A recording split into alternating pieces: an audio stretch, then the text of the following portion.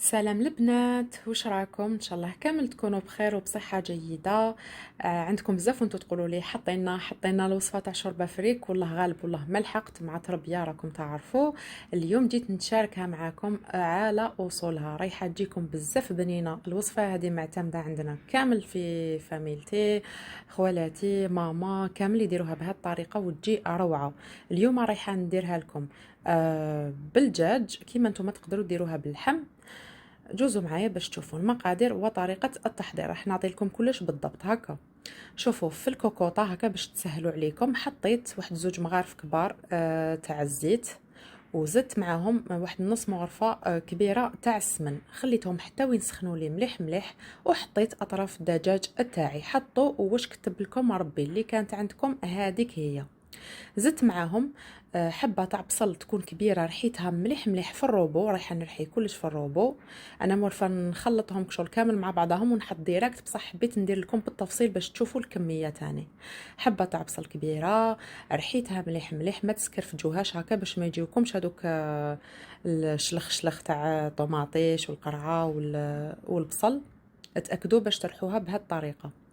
من بعد قليتها غير شويه مع هذاك الدجاج، وزدت عليها حبه تاع قرعه تكون مليحه تاني كرحيتها، وزوج حبات تاع الطوماطيش يكونوا كبار وحموره، لازم يكونوا حموره باش يعطوا لكم البنه. اذا ما كانوش حموره زيدوا نص مغرفه صغيره تاع السكر باش تنحي لكم هذيك الحموضه.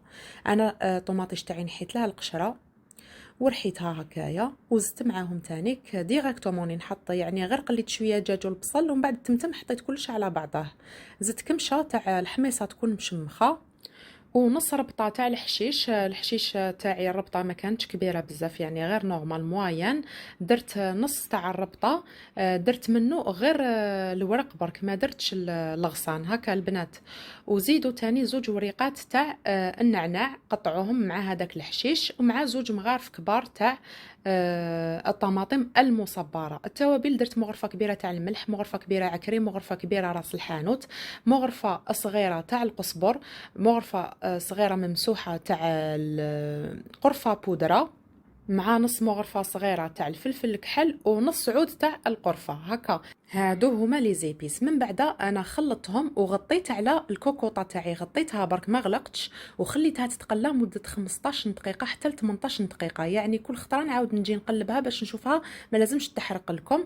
قلبوها وعاودوا غطوا، خلوها تتقلى مليح مليح حتى وين تتحصلوا على واحد المريقه تكون خاتره، وكي تذوقوها تجيكم بنينه. هنا معناتها تقلات لكم الصح كامل في التقليه.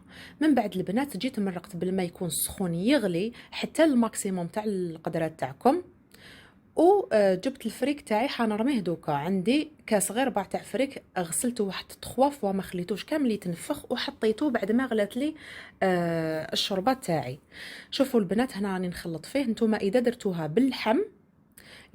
باللحم خلوه حتى وين يطيب، ومن بعد حلوه ورموا الفريك تاعكم. بصح كي ديروها بالدجاج ارموا كلش هكاك مع بعضه وغلقوا عليها.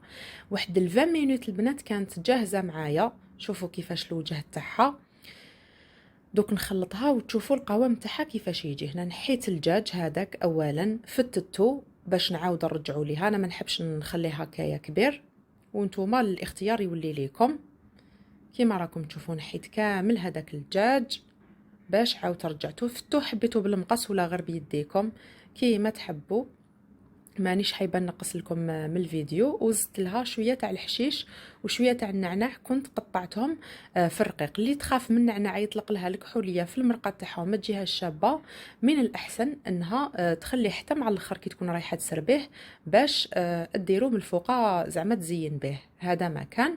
وتاني البنات حاجه مهمه حبيت نقولها لكم، الشوربه تاعكم بعد ما طيب لكم 100% تحطوا لها الحشيش هذاك وشويه تاع النعناع وتغلقوا عليها وتخلوها ترتاح على الاقل ساعه، حتى وين هذوك المكونات يعاودوا ينسجموا يتحطوا، باش كي تسربوها تجي بنينه، ما تجيش هكاك خفيفه وتحطوها تشلفط. هذا ما كان، يعني خلوها في نفس الراس تاع الفرن اللي طيبتوها فيه، وخلوها مغطيه حوالي ساعة وقدموها، راح تلقاوها مازالها سخونة كيما كانت. فهمتوا؟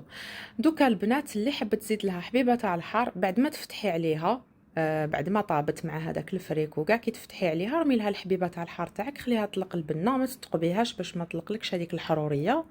هذا ما كان. وان شاء الله تكون عجبتكم لا غوسات تاع اليوم، ونتلاقاو في وصفات اخرى باذن الله.